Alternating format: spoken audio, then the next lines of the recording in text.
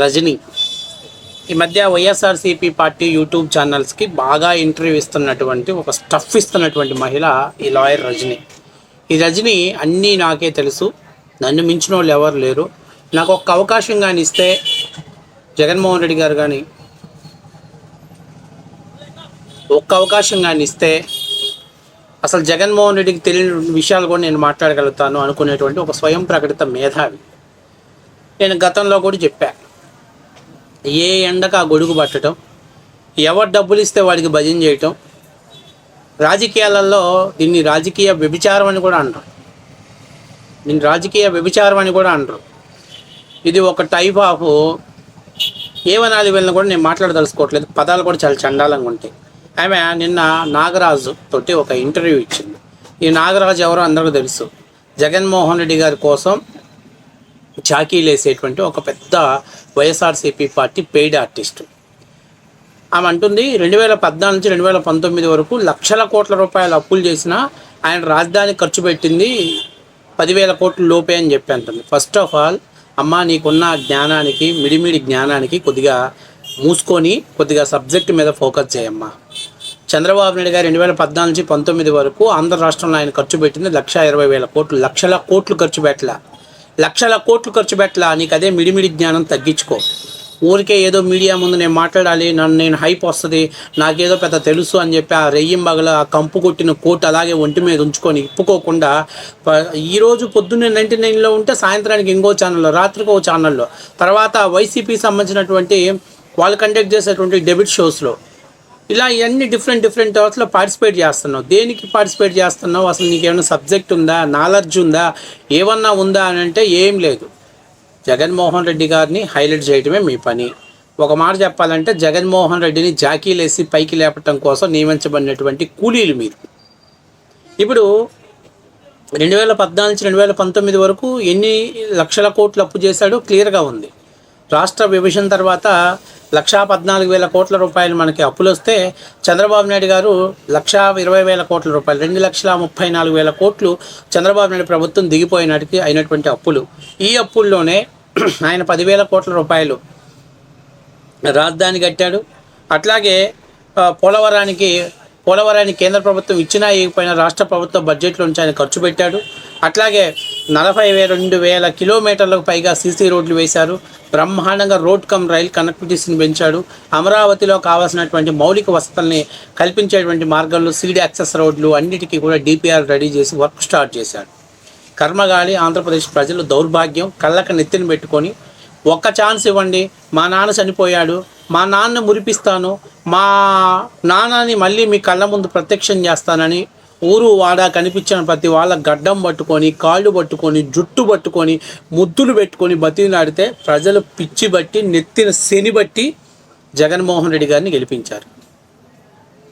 ఏం చేశాడు? తర్వాత అమరావతి నాగం చేశాడు, పోలవరాన్ని పడుకోబెట్టాడు, పరిశ్రమలో ఊసు లేదు, పెట్టుబడుల ఆశ లేదు.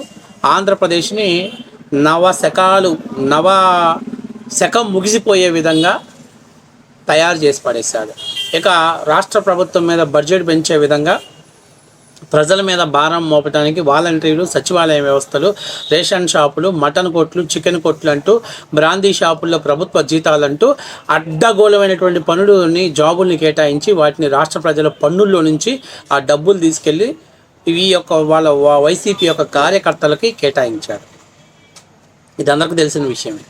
సో రాష్ట్ర ప్రజలు 5 ఏళ్ళు రాజధాని లేకపోవటం, రాజధాని రైతులు ఉద్యమం చేయటం, ఇవన్నీ ప్రజల్లో ఒకంత వైసీపీ మీద, జగన్ మీద అసహ్యం వచ్చింది. ఇప్పుడు ఏమేముంటుందంటే 2 దాకా లైన్లో నిలబడి ఓట్లు వేసిన వాళ్ళందరికీ దండం పెట్టాలి అంటే ఇండైరెక్ట్గా ఏం అవుతుంది? నిన్నటిదాకా ఆమె జగన్మోహన్ రెడ్డి గారి యొక్క వత్తాసును పలుకుతుంది. ఏమని? మావిగన్, మచిలీపట్నం, విజయవాడ, గుంటూరులో 15 లక్షల ఓట్లు యాడ్ అయినాయి అంట. నోరే కదా, వాగేద్దాం, ఏమైంది? కడుపుకి అన్నం తింటే అలాంటి మాటలు మాట్లాడాం. మనం కడుపుకి అన్నం తింటాం మానేసాంగా, జనాలు వదిలేసి తింటున్నాం కదా, జగన్మోహన్ రెడ్డి వదిలేసి తింటున్నాం కదా, మాట్లాడేస్తాం ఆ మాట. 2 దాకా క్యూ లైన్ నిలబడిన వాళ్ళు దండం పెట్టాలని చెప్పి అంటుంది. ఒక విషయం ఏంటంటే, ఫస్ట్ ఆఫ్ ఆల్ 2024 ఎలక్షన్స్ ముందు ఆంధ్రప్రదేశ్లో పట్టభద్రుల ఎమ్మెల్సీ ఎలక్షన్ జరిగినాయి. ఆ ఎలక్షన్ జరిగేటప్పుడు ముఖ్యమంత్రిగా జగన్మోహన్ రెడ్డి గారు ఉన్నారు. పట్టభద్రుల ఎమ్మెల్సీ ఎలక్షన్స్ అన్నీ కూడా ఎలక్షన్స్ అన్నీ కూడా బ్యాలెట్ బాక్సుల మీద జరిగాయి. జరిపించింది జగన్మోహన్ రెడ్డి గారు నా హయాంలో ఎన్నికల కమిషన్ జరిపించింది. ఆ రోజు 10th క్లాస్ చదువుకున్న వాళ్ళని కూడా జగన్మోహన్ రెడ్డి దొంగ ఓట్లు క్రియేట్ చేశాడు. 3 పట్టభద్రులు, 9 ఉమ్మడి జిల్లాలు, కోస్తా పట్టభద్రుల ఎమ్మెల్సీ విజయనగరం, శ్రీకాకుళం, విశాఖపట్నం, అట్లాగే పశ్చిమ రాయలసీమ పట్టభద్రులు ప్రకాశం జిల్లా, నెల్లూరు, చిత్తూరు, తూర్పు రాయలసీమ కడప, కర్నూలు, అనంతపురం. అంటే దాదాపుగా 9 జిల్లాలలో ఉమ్మడి జిల్లాలలో ఎలక్షన్స్ కండక్ట్ చేశారు పట్టభద్రులు. అలాగే అంటే పట్టభద్రులు అంటే ఉద్యోగాల కోసం ఎదురు చూస్తున్నటువంటి యువత తమ ఓటు హక్కును వినియోగించుకున్నారు. ఎలాగా? బ్యాలెట్ బాక్సుల్లోనే. ఈ 3 పట్టభద్రుల ఎమ్మెల్సీ ఎలక్షన్స్లో తెలుగుదేశం పార్టీ అభ్యర్థులు ఉత్తరాంధ్ర నుంచి వేపాడ చిరంజీవి గారు, అట్లాగే పశ్చిమ రాయలసీమ నుంచి కంచెర్ల శ్రీకాంత్ గారు, తూర్పు రాయలసీమ నుంచి భూమిరెడ్డి రాంభూపాల్ రెడ్డి గారు అనుకుంటా, ఆయన ముగ్గురు విజయం సాధించారు. సిగ్గనిపించట్లా? మీ ప్రభుత్వంలోనే మీ బ్యాలెట్ బాక్సుల్లోనే ఓట్లు వేస్తే యువత చొప్పు తీసుకుని కొట్టారు మీ పార్టీని. జాబ్ క్యాలెండర్ ఇస్తానని సాక్షి క్యాలెండర్ చేతిలో పెట్టిన సన్నాసి ప్రభుత్వం అదని చెప్పి తీర్పు ఇచ్చారు.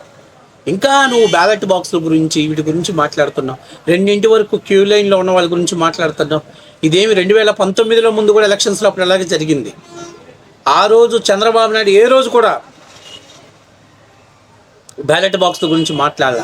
ఈరోజు మీకు చేతగాక మీరు అన్నం తింటాం మానేసి అశుద్ధం తింటున్నారు కాబట్టి ఇలాంటి మాటలు మాట్లాడుతున్నారు.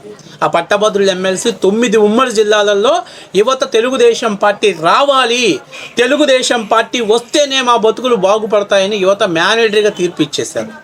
కావాలంటే పట్టభద్రుల ఎమ్మెల్సీలో గెలిచిన వాళ్ళు ఎవరో చూసుకో, చెక్ చేసుకో. ఊరికే మాట్లాడటం కాదు, సొల్లు మాట్లాడటం కాదు. ఎన్డీఏ ప్రభుత్వం తెలుగుదేశం పార్టీని భాగస్వామి చేసిందంటే ఊరికే చేయలా. ప్రజల్లో వాళ్ళ దగ్గర సర్వే రిపోర్ట్లు అన్నీ ఉంటాయి. ఊరికే జగన్మోహన్ రెడ్డి నాతో పొత్తు పెట్టుకుంటా ఉన్నారు, నీతో పొత్తు పెట్టుకుంటే నీ మరకలు బీజేపీ కూడా పూసుకుందంటే అసలు ఉత్తర దక్షిణ భారతదేశంలో ఐపీ లేకుండా అడ్రస్ అయిపోయింది. అది మనతో చేతులు కలిపినా, మనతో నమస్కారం పెట్టినా దాని పరిణామాలు అంత దారుణంగా ఉంటాయి. కాబట్టి రజని నేను చెప్పేది ఏంటంటే, ఏది పెడితే అది మాట్లాడొద్దు, ఏది పెడితే అది వాగొద్దు. మీకు సబ్జెక్టు తెలియట్లేదు.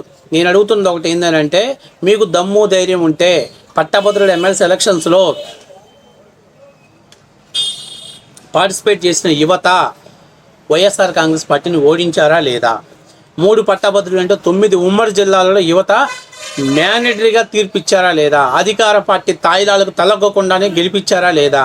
ఆ రోజే మీ పతనం స్టార్ట్ అయింది. ఆ రోజే వైసీపీకి కౌంట్ డౌన్ స్టార్ట్ అయింది.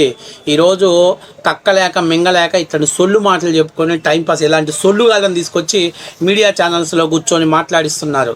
నేను అడుగుతున్న, మీకు దమ్ము ధైర్యం ఉంటే జగన్మోహన్ రెడ్డి గారికి ఈ 11 మంది కూడా రాజీనామా చేసి బ్యాలెట్ బాక్సుల మీద పోదాం, రమ్మను, గెలుస్తారేమో చూద్దాం. మాట్లాడితే ఎట్లాగో మేము అసెంబ్లీకి వెళ్ళట్లేదు, మా పనికి రాదంటున్నారు కదా, ఛాలెంజ్ ఓపెన్ చేయాలని 11 మంది రాజీనామా చేయండి. 11 మంది మీరు గెలిస్తే అప్పుడు చూద్దాం, బాంచెత్ చూద్దాం, పోండి, మరి దమ్ముంటే రండి, మరి తేల్చుకుందాం.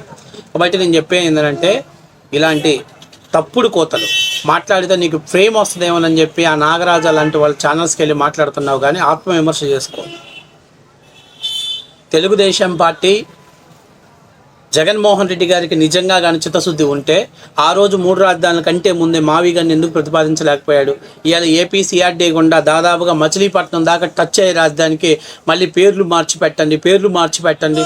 ఆ రోజు ఏం చేసావు? 3 రాజధానుల కాన్సెప్ట్ ఎందుకు తెచ్చావు? ఆ రోజే మావి గన్నో, లేకపోతే మావయ్య గన్నో, లేకపోతే జగన్ గన్నో ఏదో పెట్టుకోవచ్చు కదా. దరిద్రం ఏదో పెట్టుకొని రాష్ట్రానికి ఒక శాస్త్ర రాజధాని తగలబెడితే పోయేదే కదా. 5 ఏళ్ళు రాజధాని లేనటువంటి గుండా మోపించి పడేసి ఈరోజు మళ్ళీ ఇలాంటి వాళ్ళు వచ్చి మీడియా ముందుకు వచ్చి మాట్లాడుతున్నారు. సిగ్గుండాలి మీకు.